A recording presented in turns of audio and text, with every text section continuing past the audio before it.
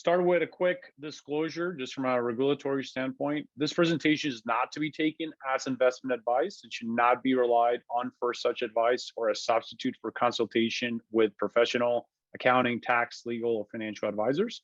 The observations made should not be read as financial recommendations.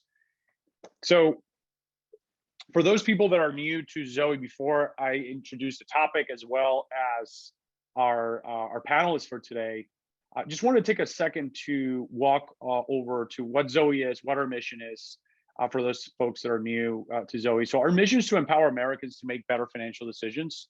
And the reason we do these webinars is very much goes hand in hand with this mission, which is we want to make sure that people, when it comes to their finances, that they have all the necessary tools, all the necessary information so that they can make the best possible decisions when it comes to their own personalized needs.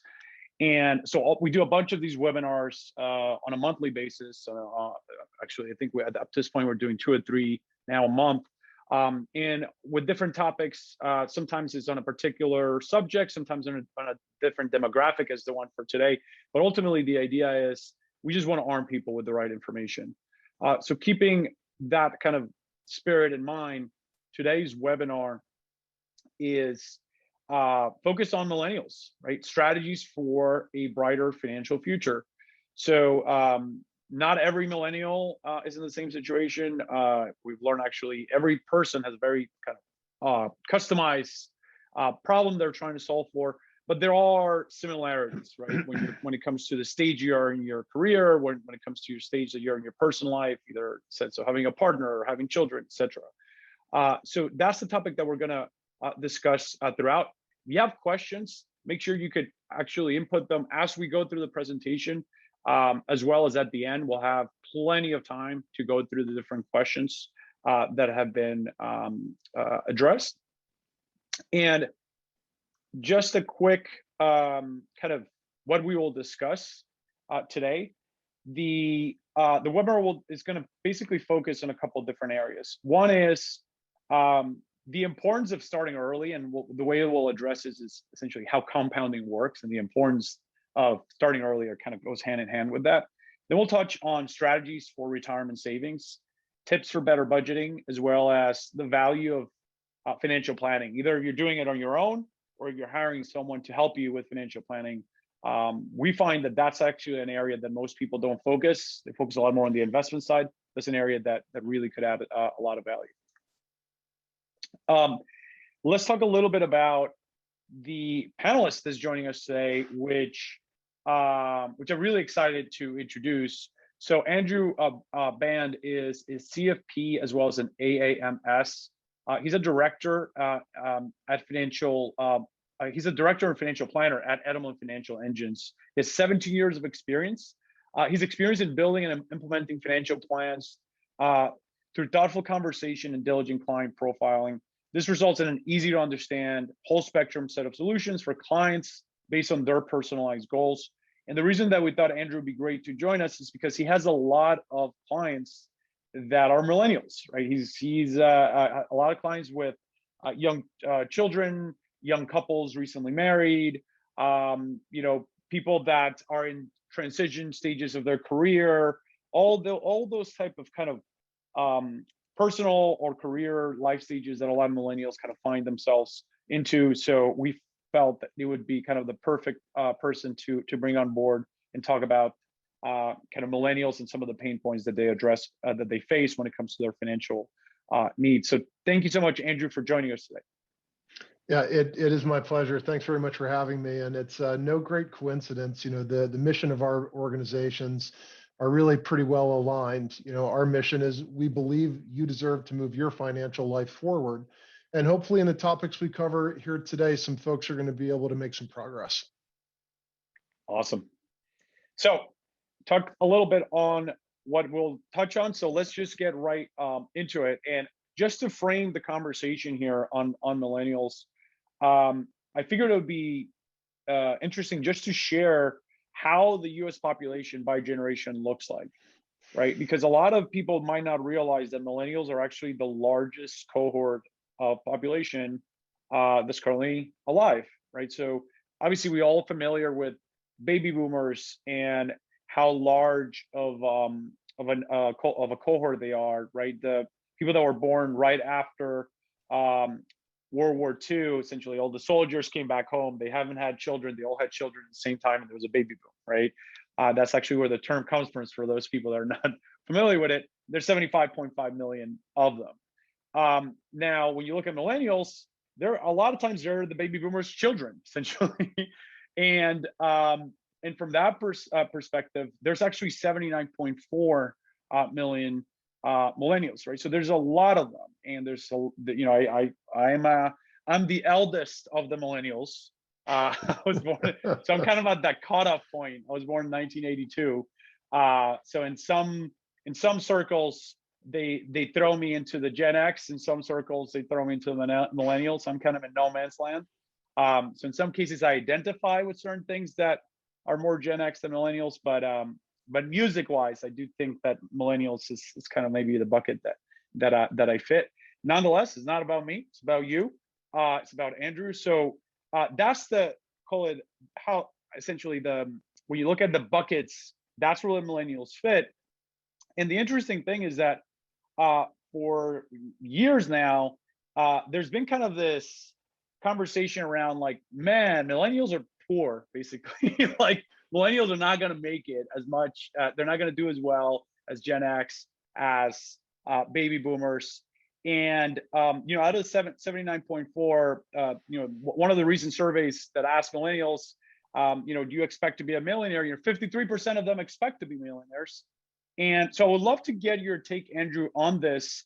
Are millennials really destined to be, poor? That's like anything that you read in the media is kind of like, they're not the baby boomers, they're not the Gen X. So I'd love to hear one from your experience dealing with clients, but also just by looking at the numbers and where things are heading. Yeah, so I think the numbers really support the possibility. And, we see that the millennial population is, as you mentioned, the biggest that we've got right now, and an incredibly important part of our workforce, and represent a pretty good range of clients that I serve and really happily serve. These are folks who are highly educated and so much more goal oriented and realistic than I think they've been made out to be for a Yeah. number of years. Look, we all hopefully mature as we age, and as a Gen Xer, I know I've been hopefully maturing and aging about equal rates. But the millennial population, I think, is maturing at a faster rate. They've been either graduating college or entering the workforce or fully in the workforce through some of the most difficult economic times that we've experienced. Now, they've fought for really the high paying jobs that so many of them are in now. And they've fought to be able to exercise their entrepreneurial spirit. And they've fought to really find a place in this economy that we all operate in. And Yeah. they've carved out a wonderful niche. The reality is that, as you show here, about 600,000 of this important population are already millionaires, and more are becoming millionaires really every week, in no small part thanks to their savings and investing. Yeah, no, that's even when you look at the fact that that's less than 1% of them, that's actually pretty striking considering the age that they have, right? I mean, you're looking at people that the eldest, millennials kind of in their 30s, right? So from that perspective, there is promise there. And then when it comes to some of the drivers that might allow them to not be, instead of just 1% or less than 1% of them become millionaires, what are some of the things that, since levers to allow more and more of them to become millionaires in the years to come? Well, the millennials that have entered the workforce have been introduced to things like a 401k that they were really opted into by their employer. Yep. They've also been, through friends or family, exposed to story after story of the Yep. financial errors that have really blocked people's own success And I think that while there's a certain level of scarring that comes from that, there's also a toughness and a focus on really trying to move the ball forward for yourself that is in no small way unique to their generation. And I Yep. think it's really pretty special. Yep. Yep. And I think that ultimately what it comes down to is that they still have plenty of time, even if they're just getting started on saving. They have 30, 40, 50 years before they retire, even though some might, there's the fire movement, and there's movements of like, I'm going to retire by 40 type thing.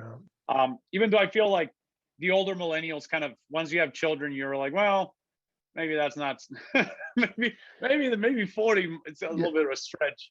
Well, But nonetheless, like time is on their side in the sense that if they plan to work for a number of decades, they could allow money to grow. They could allow savings to grow.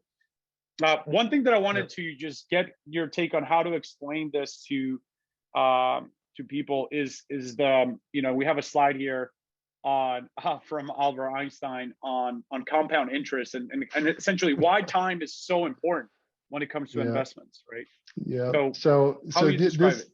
Yeah, that's a great quote, and I do hope it's from that amazing man. But it very well may be the greatest discovery of the 20th century. Compounding isn't addition; it's a type of multiplication that really works in the favor of anybody who's going to take advantage of the opportunity that time provides.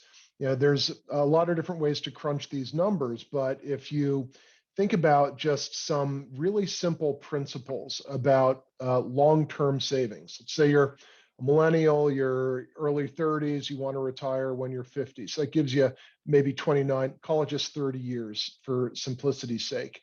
This is an enormous block of time that you can take advantage of. And if you start early and start to save with some consistency, then the actual savings rate that you're required to put to work is so much smaller than if you wait even a year or two, let alone 5 or 10. The math is phenomenal. You save $6,000 a year into a Roth IRA, for instance, make 5% per year, and after 10 years, you're going to have a little more than $85,000. Right? Yep. You do it for 20 years and you've got almost $215,000. That's about 150% more money. Granted, $60,000 of principal has been added. However, the absolute growth rates can become inspirational for some investors, and they're the ones that really tend to create that millionaire next door lifestyle and provide themselves an opportunity to retire at the earlier ages that many millennials tell me they want to. Yeah. Yeah. And then one thing to keep in mind, and maybe something to touch on as we kind of shift gears, is this concept of saving versus investing. There's a difference between keeping your money that's coming in into your checking account and moving it to a savings account versus actually investing that money, right? Because you mentioned 5%. I don't know about your savings accounts, but like they're nowhere near 5%, right? So it's really important for people to understand as well that compound interest works really well if the return is more than 0.00001%, which is what a lot of savings accounts are paying nowadays. And I think that's a good. I think that's a good segue here. When we talk about saving, because I feel like when you talk about the topic of saving, personally, I feel a little bit of kind of like preachiness, right? When people are like, "Oh, you should save," right? It's like, all right, thanks, buddy, right? Like, yeah, we're trying over here, right? And I think that there's a lot of kind of the media kind of shaming people into saving, right? So there's a lot of headlines here, millionaire to millennials, stop buying avocado toast if you want to buy a home. Susie Orman, if you waste money on coffees, like literally peeing $1 million down the drain. I think that's like, in my mind, the wrong way to go to go about this, in the sense that, if you enjoy, you work your butt off, like, you know what, I like buying myself a nice cup of coffee, and it might be an expensive cup of coffee. Yeah. Like, what's life without enjoying your coffee, right? So Absolutely. would love to kind of, maybe from your perspective, explain the methodology or the framework that you use with your clients to ultimately, like, let them live the life that they want, but still get the outcome that they, in the sense of the goals that they want. Yeah. Doesn't have to be this way, basically. No, it doesn't. It doesn't have to be. And as a financial planner, I know that one of the most important things that I help people to do is enjoy what they've got, and that's enjoy it now Yeah. and enjoy it later. And saving for your financial future shouldn't take away from your quality of life right now. Here's what's really important to do: is that we can't get hung up on trying to stick to some sort of very specific budget. That's a recipe for disaster. And we all know that when you fail at implementing a strategy, you're much less likely to go back and do it again. You fail again and again, and then it can start to feel pointless. And so Yep. instead of focusing on a very specific budget, what we help our clients to do is figure out, what do you want to accomplish and when do you want to get it done by? Because then we can reverse engineer the amount of savings that we need to do at realistic, repeatable rates of return in order to accomplish those goals. Then, Andreas, we know how much we need to be saving on a biweekly or a monthly basis. And then really all the other money that's left over after we make that important investment for the goal or goals that we're working towards, spend that on what you want. You want avocado toast twice a day? Okay, fine. Just make sure that you're not going into high rate credit card debt doing that. Yeah. No, I think that's absolutely right, and I think it's no different than diets or working out, or when it's so extreme of like, well, no, you can't ever buy ice cream, right? It's kind of like, well, you know what? Like, once in a while, I want to buy ice cream for my kids. I like to eat, like, what's wrong with that? If you limit yourself too much, then you end up actually, breaking that diet and then feeling really bad and then binging. And I've been there where you're like, you know what? You like me now? I just ate a huge thing of ice cream, So you got to set certain kind of frameworks that you could stick with, and I think the way that you describe it, I think is great. It's like work backwards, right? What savings you need, rather than what's like the tight budget and don't touch it above that, because that just feels almost like you're living your life with somebody else, like ready to slap your wrist each step of the way. And at a more personal level, a planner or a trusted friend or colleague can help you to figure out, based on your financial priorities or challenges, what the right split really ought to be to begin with, because everyone isn't 100% ready to commit every dollar they need to their savings goal, right? And that's where working with a planner or taking a really disciplined approach to it yourself can get you through to that next step. Yep, 100%. Okay, so let's assume now that they're essentially now, whoever's listening is investing, because I've heard this a lot, right? Which is, look, if this whole thing's going to be about investments, I got it, right? I got my Robinhood account. I got my E-Trade account. I have my Acorns account. It's essentially free. I know how to open the account. I've been doing really well. I don't need help here, right? So let's assume that you already kind of open an account and you're investing. What are some of the things that I think are important, and maybe just talk a little bit about this topic, because I'm sure you get this a lot as well, which is like, hey, Andrew, on the investment side, buddy, I've been killing it. I don't know if I need too much help on this side. Yeah. So this is it's true. The world of portfolio construction and portfolio management has become so much more accessible to everyday investors. Folks who may have a Robinhood account know what I'm talking about. That's the way it should be. And that lines up with a lot of the philosophies that we believe in, that I believe in as a planner, that it should be accessible. What is so important, and I see this frequently in clients that I talk to, is that they're very focused on a single type of savings, right? Sometimes that's cash in an emergency fund, right, to the detriment of long-term growth. Sometimes it's only money into a pre-tax contribution in a 401k. Or sometimes, if there's no 401k, it's just investment into a regular brokerage account, missing out on the benefits of using a retirement account. And so, when you've figured out what your goal is and reverse engineered the math on what your savings amount needs to be based on realistic, repeatable rates, then it's really important to figure out what account type should you be doing this in. And really, depending on your personal situation, including your employment, right, there's some important considerations that you can leave a lot of money on the table from, for instance, a tax liability management standpoint, if you don't make an informed decision.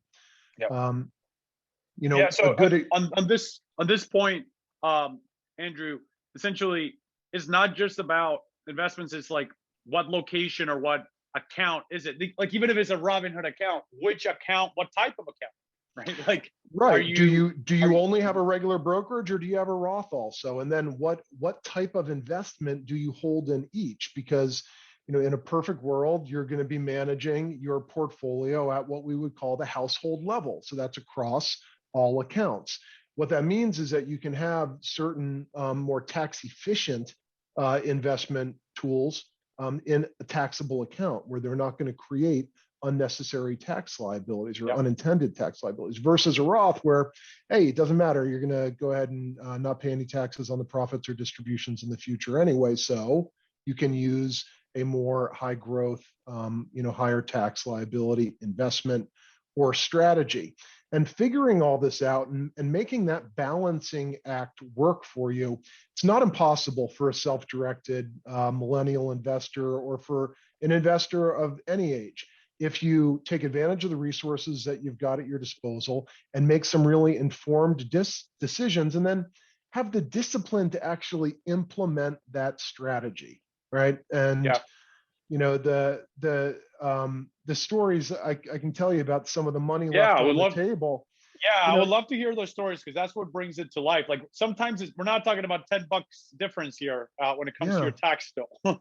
Right. So, I with a number of the millennial clients that I work with, the spousal IRA has been a really missed opportunity.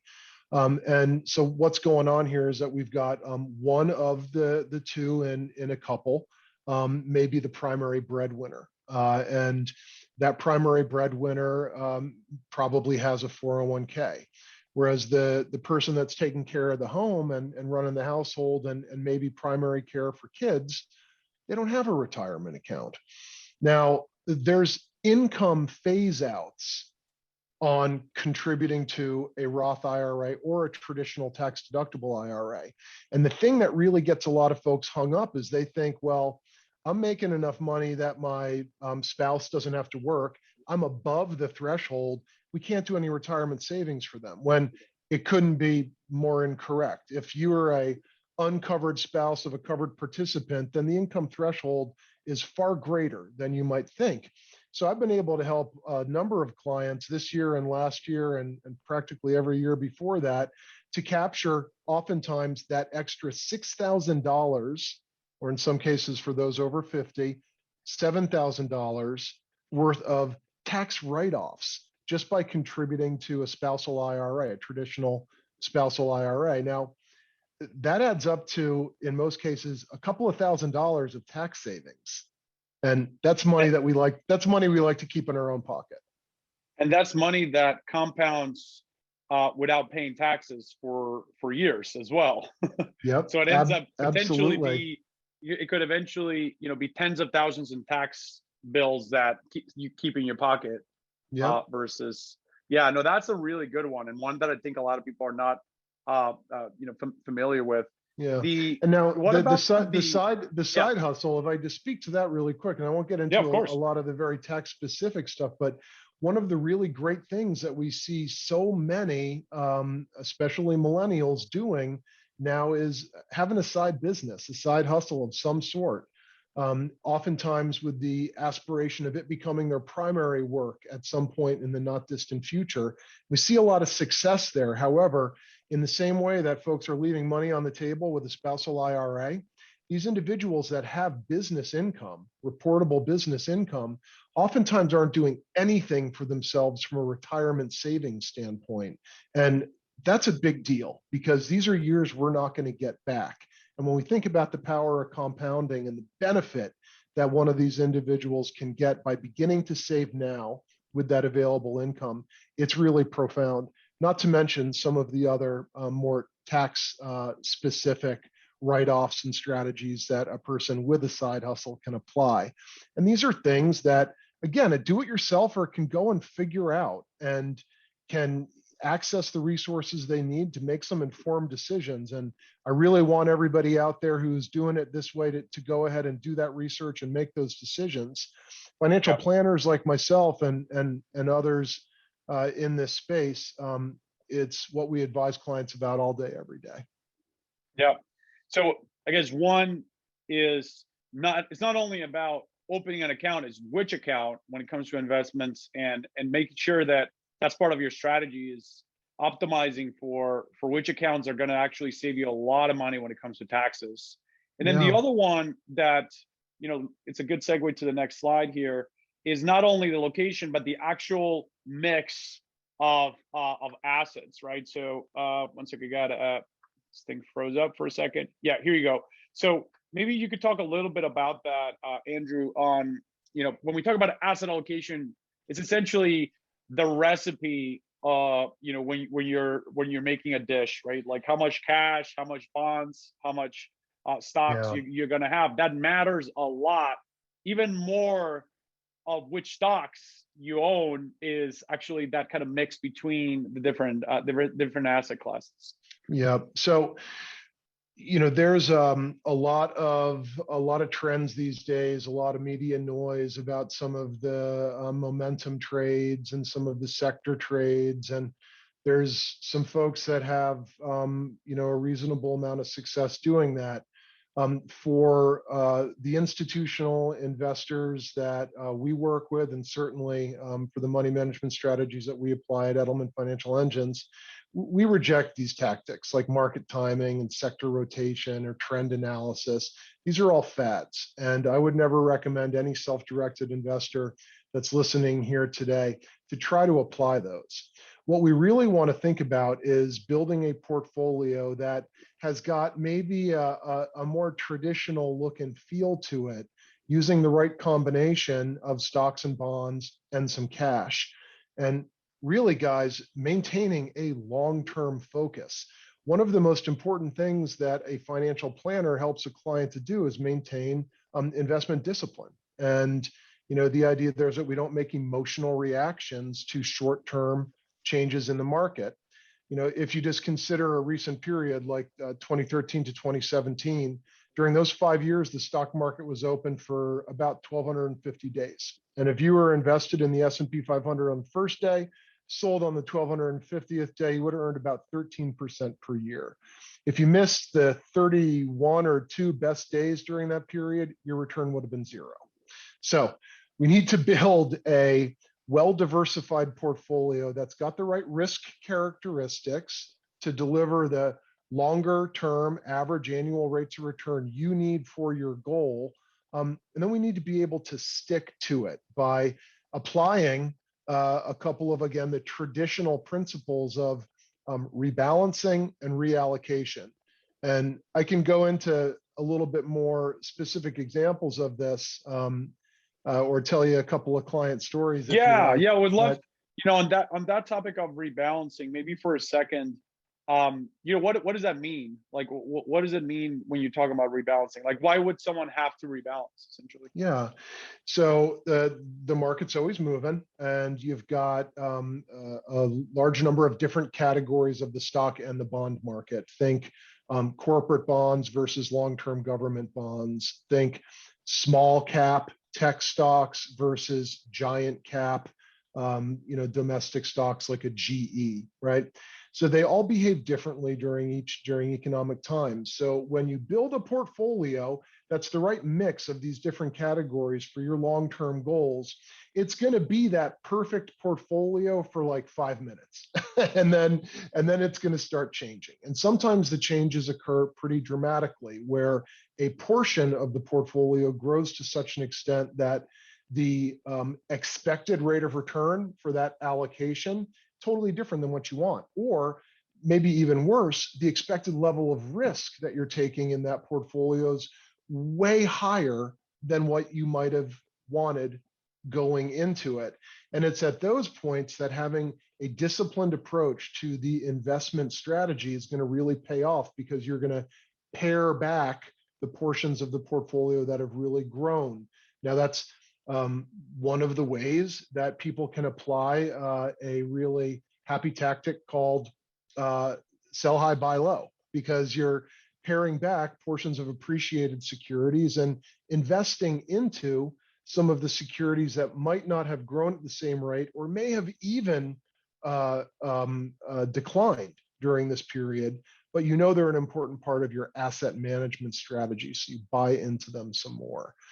That is rebalancing. It's getting back to your target mix. And it's in no small way different from reallocating, which is taking the current economic and market conditions into consideration so that you're able to determine what's the new and better collection of these different asset categories for your personal goal and personal risk tolerance. And there's a ton of great tools out there to help self-directed investors do this.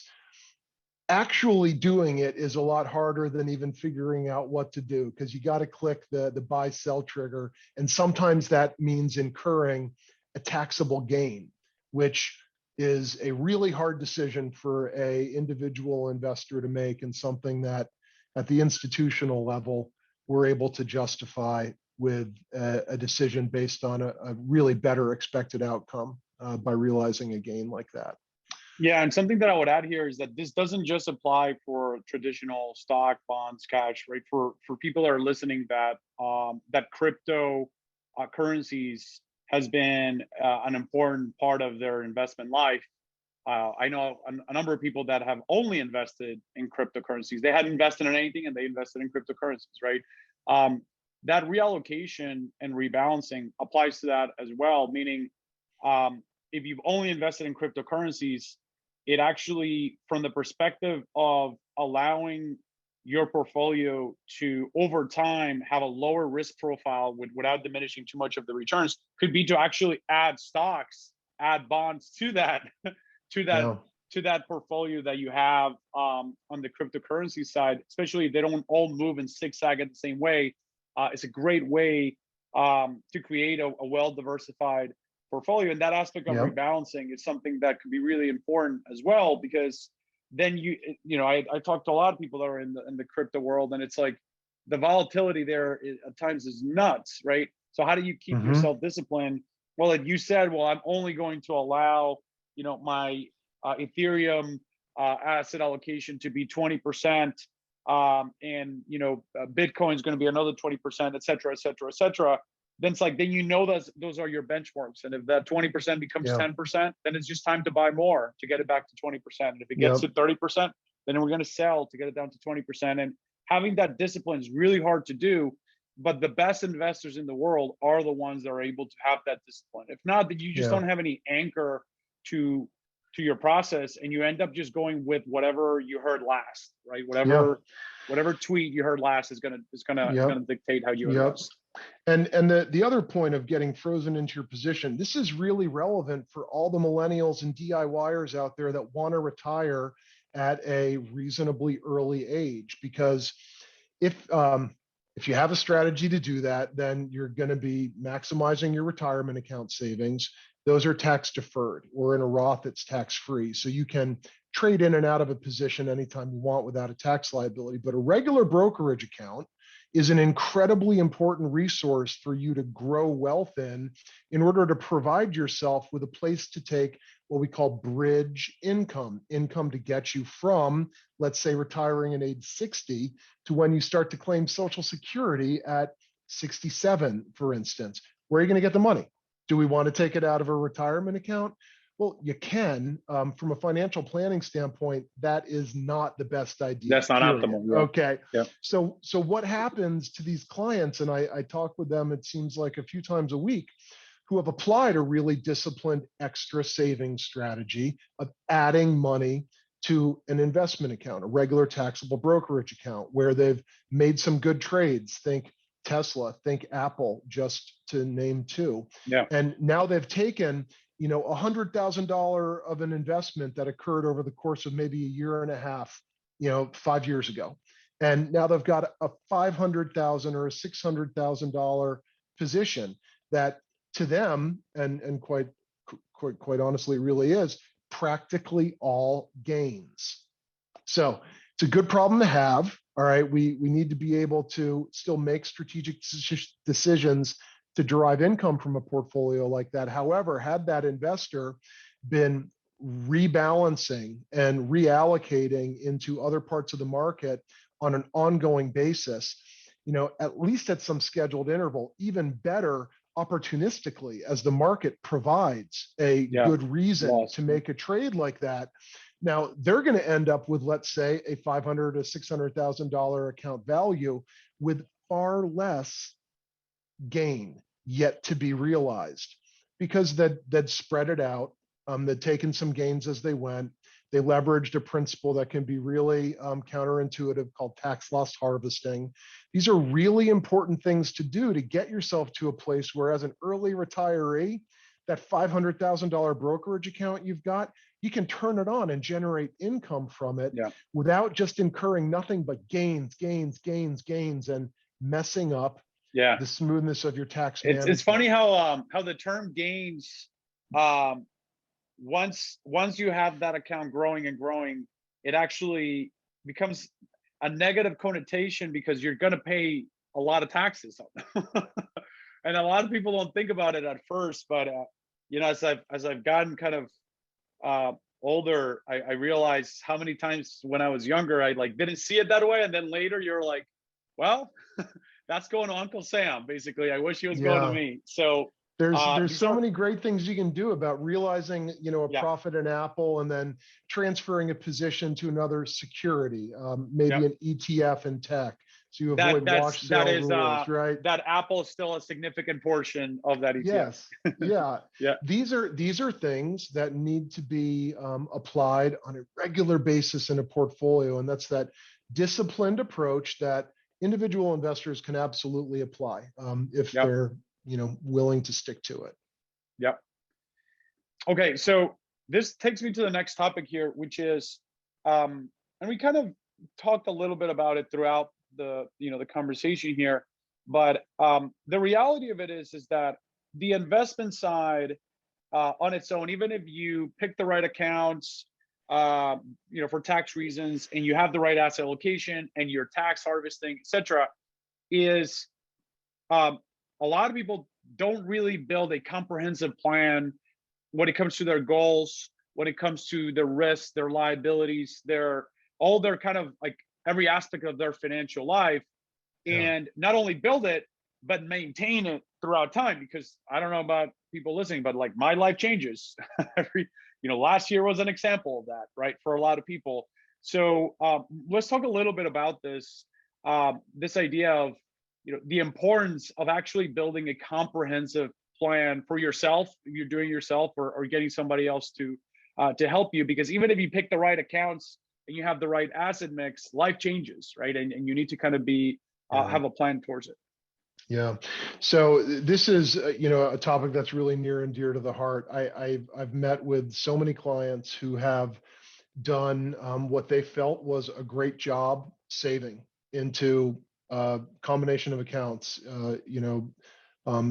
spouses each saving into a 401k account, maxing it out, for instance, setting aside some money in cash, and getting to a point where they felt like, okay, well, now it's time to really hang up the hat. We want to move on to just doing the next thing. And they're financially able to do it for a short period of time, but without some incredible luck and good fortune, are actually at high risk of running out of money, because the lifestyle that they envisioned is completely out of whack with their financial ability to provide it.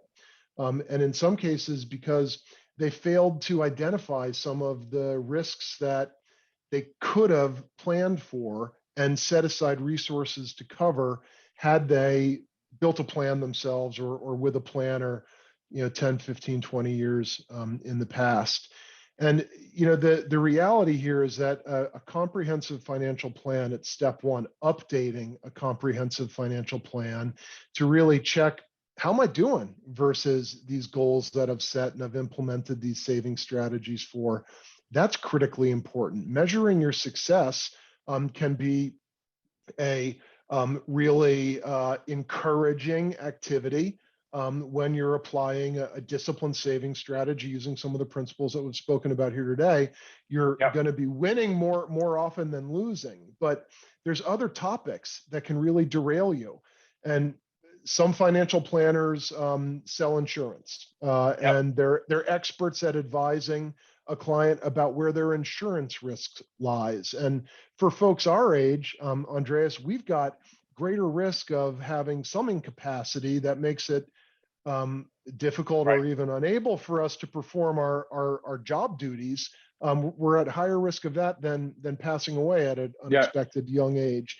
Right. And so things like disability income protection can be critically important for that family that has a single breadwinner who's really the one driving all of their savings. Now, that doesn't mean that that person has to buy disability income insurance.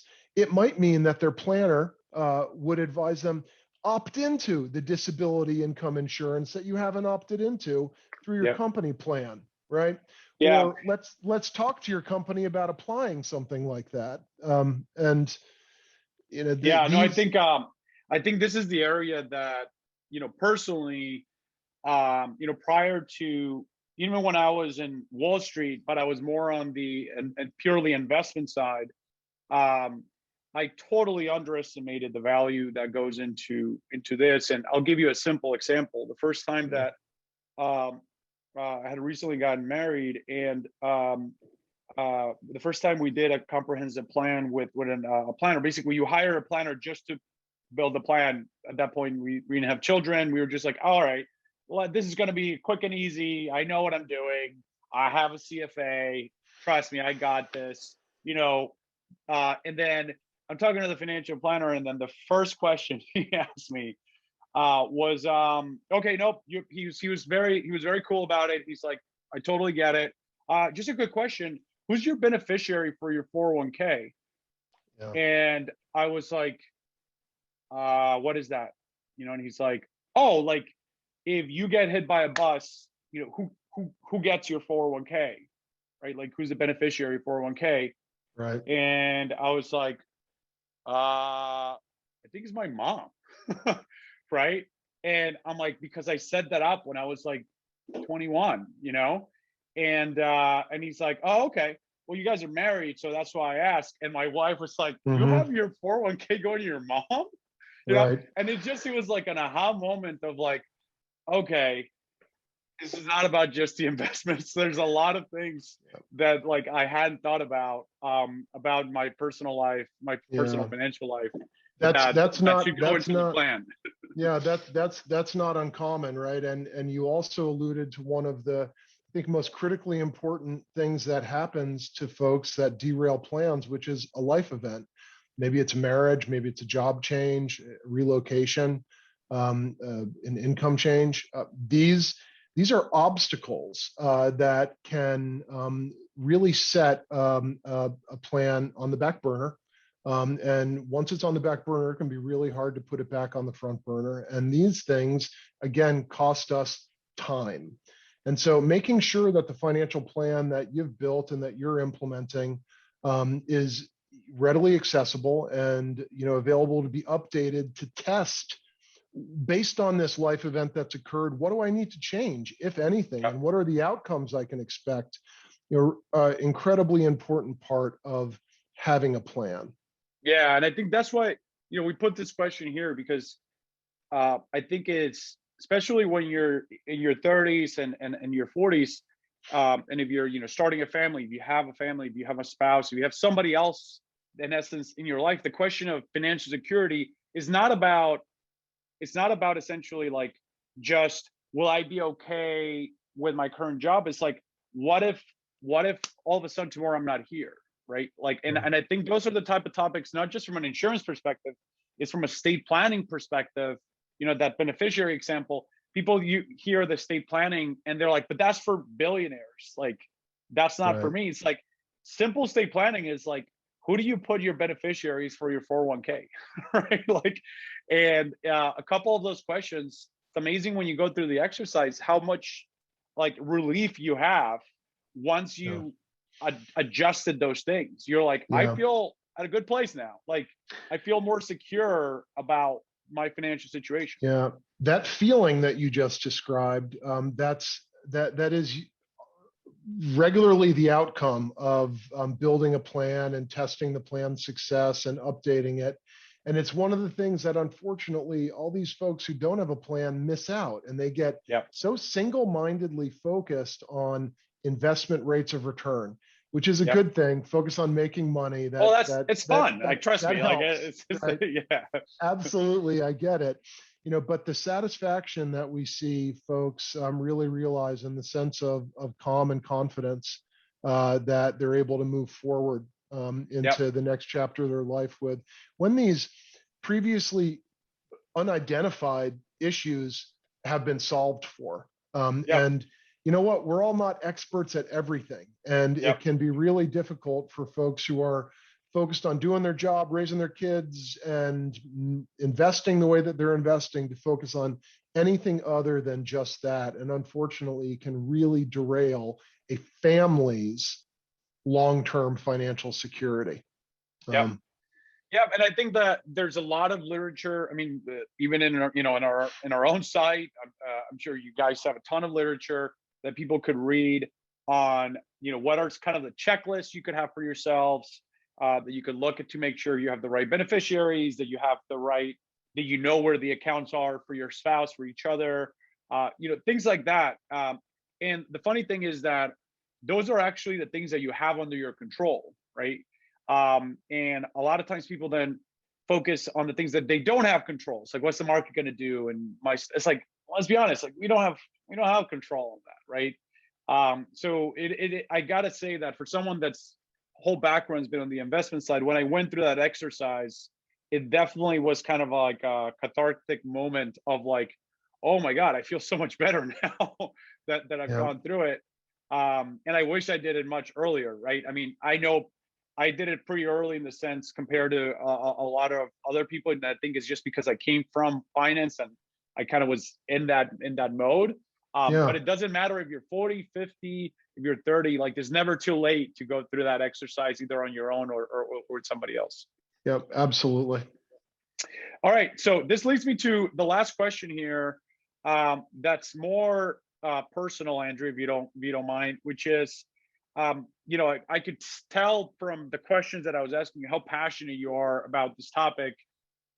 So, why are you a financial advisor, right? Like, what drove you to become who you are now when it comes to professionally? And so, I would love to just kind of hear a little bit of your story and essentially why you do what you do and why you're so passionate about it. Yeah, yeah. Well, I've always been really passionate about working to understand and help people, and all my life just been a really performance oriented, bottom line driven guy. And when the .com rolled around, I was an investor who ended up getting I had an experience that I was really disappointed in, and it led me to reflect on why. How did that happen? And I grew to understand it was because I wasn't working with a financial planner. I didn't have a financial plan.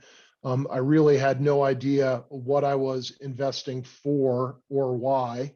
And it was a great moment where I recognized that, this is something that I feel really passionate about, because myself, like a lot of other folks, including maybe you back then, um, we were hurt pretty badly in the dot-com meltdown. And we've had a couple of similar market events since then.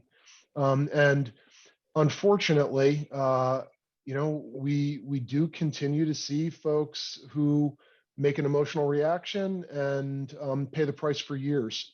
It might be hard to believe, but I still talk to, and my colleagues still talk to, folks who have remained on the sidelines Right. almost entirely since the Great Recession, right?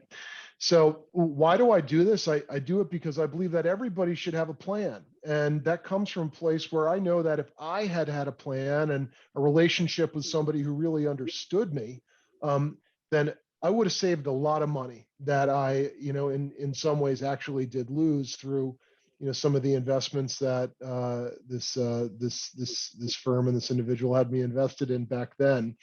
So it's personal experience that drove me into it. And what's kept me in it is, the incredible energy that I get from, the privilege of being able to talk with folks about what do they want to accomplish, and by when, and what are they doing to make it happen, right? And this is the beginning of a conversation that allows us to really arrive at a place where we're building a good relationship that's based on a willingness and an ability to help, and some true needs that need to be served. That's great. I think that's a great way to end kind of our formal remarks. And I could not agree more, especially in your comments about people staying on the sidelines. It's not only about people that lost money by investing in very risky things in 2000 and 2006, and is the people that have, I know tons of people when I worked at JP Morgan, a lot of people at JP Morgan that sat on the sidelines for the next, 10, 11 years in cash. Right. And it's just like paralysis, right? Either way, that could really hurt people in a big way. You're talking about potentially having to work for another decade because of those decisions, which is just mind blowing, Yeah. So, Yeah. so yeah, no, I could really appreciate your comments, and we already actually have a couple questions here. So for the sake of time, I want to make sure I get to them. Sure. So. Okay, this is a good one. What advice do you have for the younger people who are just entering the workforce? We can make it kind of general. Yeah. General. Yep. So start saving. If that person has a workplace plan offered, 401k, 403b, for instance, then they should contribute. They should at least contribute the amount that they need to get the total company match. Now, a lot of folks that fit into that category, they might have some debt that they need to be paying down. Yeah. Now, if they have a company match, they absolutely 100% have to contribute at least the minimum, or at least the amount that the company will match. That's free money that you can't leave on the table. You can work through the debt pay down, and then build into even more aggressive saving strategies from there. Yeah, that's perfect. I was just looking at others here. So what is the first step in building a strong financial plan? I.e., is it budgeting, right? Like, what's kind of the first steps if they were to go about doing them themselves? Okay, so there's the math side, and then there's the personal reflection side of it, right? You obviously need to collect all the data about what have I got, where is it, assets, liabilities, etc., income sources, right? And then you need to reflect on, what do you want? If you don't have a clear future goal, then we can't build a strategy. You can't build a strategy to accomplish it. It really does start by determining, when do I want to get whatever it is I want to get done, and how much do I think I need or know I need in order to do that. And then I think personal or family related. Yeah, sorry, no, I thought you froze for a second, but we're good. There's one here that I think could be very good in the sense that I'm sure for a lot of this this age group and this demographic makes sense, which is uh, what would be the cost if I were to go higher? And I could provide some context in the sense of ranges. What would be the cost of consulting a financial advisor when it comes to a financial plan? And I'll Yeah. give a little bit of color in the sense of the wider picture here, just in the sense of what we see at Zoe, because there is, depending on what stage you are in the sense of income and assets, it's going to dictate a lot of that, right? There are advisors that will charge for a one-time plan. Essentially, let's say that you're, I don't know, late 20s and you're like, look, I just want to even know how this works and what would I get? And I don't have any assets for you to manage. So there are advisors that will do a comprehensive plan. It's like anything else in life. You pay for what you get, right? So I could tell you of the advisors in our network, but in our network, the acceptance rate's like less than 5%. So you're going to get advisors that all have CFAs, have CFPs, have decades of experience. And for that reason, they're not going to necessarily be someone that gets paid $20 an hour, right? They're going to be the best at what they do. And like any profession, law, doctor, any profession, they're going to be more expensive. What that basically means is that anything under $750, you're not going to be able to find within our network. And the reality is because it's going to take a number of hours for that planner to do the plan and to make sure that they're asking the right questions to make the plan. So if you do it from an hourly standpoint, right, even if it ends up being somewhere between, call it 7 to 12 hours between speaking to you and doing the plan, like, hey, again, these are not people that just randomly became an advisor overnight. They've done this for a while and they're going to be able to help you with that. So that's on the low end of the range. If you want someone that's on an ongoing basis, they tend to start at around $1,000, $1,200 a year that are only going to help you in the planning side, meaning that, hey, you don't have assets, it's okay. We're going to help you in the on the planning side.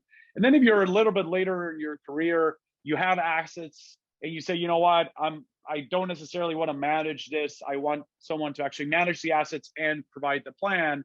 The minimums I've seen out there where it's fully comprehensive start somewhere around $250,000 of managing that amount for them to provide the full service, to minimums of 500,000, and forget about it. There's firms that have a minimum of $1 million, right? So the range is all over the map. It also depends where you live, right? New York, San Francisco versus Dallas there might be lower minimums.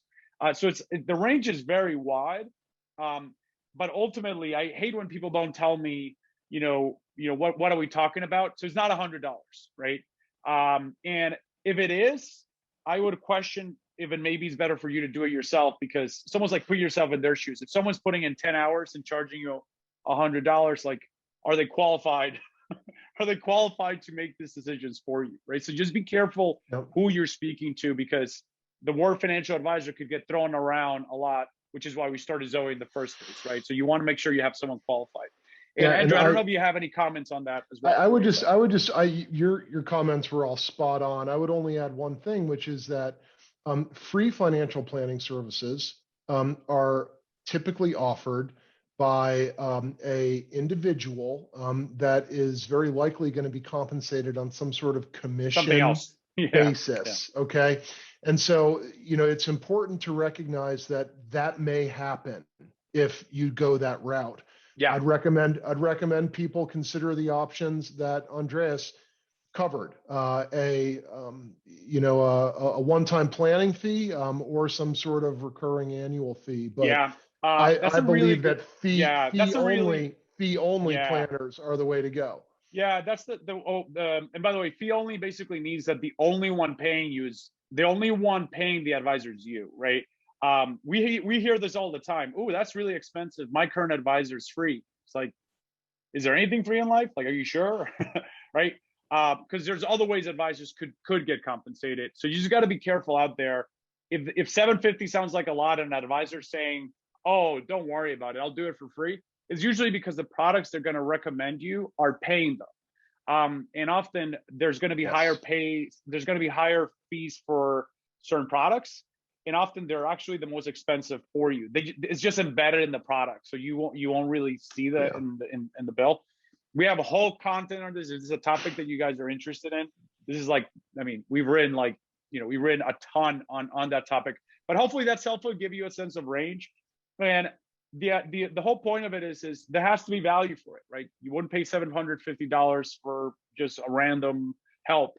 There's got to be value for there. And I think the value of the Zoe network is that every advisor goes through a pretty stringent process to make sure that we validate that there is a lot of value that they're going to provide to the client. And that leads me to the last question that we have here, just for the sake of time, Okay. which is a number of times people have asked this, which is, how do I hire Andrew, or how do I hire someone like Andrew? And I think it leads me to just kind of the last page here of that we have in the deck. Let me back up here, which is, I would love to give all of Andrew's information right out, but the reality of it is that it's important to understand what your current situation is, income, assets, the level of fee that you're willing to pay based on the stage in life that you are, that would justify essentially hiring Andrew specifically, but also is, where do you live? What type of special needs do you have? Like, is Andrew the right person for you? And obviously, by meeting today, Andrew, you could see that there's a reason that he's been very successful. He's very passionate about what he does, and he's very good at what he does. But ultimately, the easiest way to go about it is you could call 646-680-9244 and just talk to someone in our team that could essentially make sure that you're paired with someone in our network that makes the most sense for your situation and the kind of the cost structure that you're looking to, the cost budget you're looking to spend. You could go to our site and just fill out a site yourself, or you could email us concierge@zoefin and just basically in the email say, hey, I'm looking for an advisor. Can I speak to someone, or can I ask questions via email? Obviously, if you ask for Andrew and we specifically see that you match based on your circumstances, your income, your assets, your needs, your goals, we'd be happy to pass on that information and pair you directly with Andrew. So with that, I want to thank Andrew for taking time here on a Wednesday at 8 p.m. his time to jump on and show such enthusiasm and passion. It just shows how much you love what you do. So we really appreciate you taking the time. Also want to give a heads up to Alexandra and Camila from the Zoe team that put the presentation together and really make all of this webinars possible. So thanks again, Andrew, for taking the time. Really appreciate it. And thank you all. Been my pleasure. Yeah, no, it was fun. It was fun, and I learned, from your experiences as well as some of the stories and examples that you share. And then with that, thank you all for listening. Just so you know, all of this is recorded, so we'll make sure to share it. If you go to our site and you go to the webinar section, it'll be there, as well as you'll receive an email with this link. If you want to send it to your family, friends, if you found it helpful, please feel free to share it along. All right, with that, we'll end it there. Have a great night, evening, and we'll speak to you. Take care.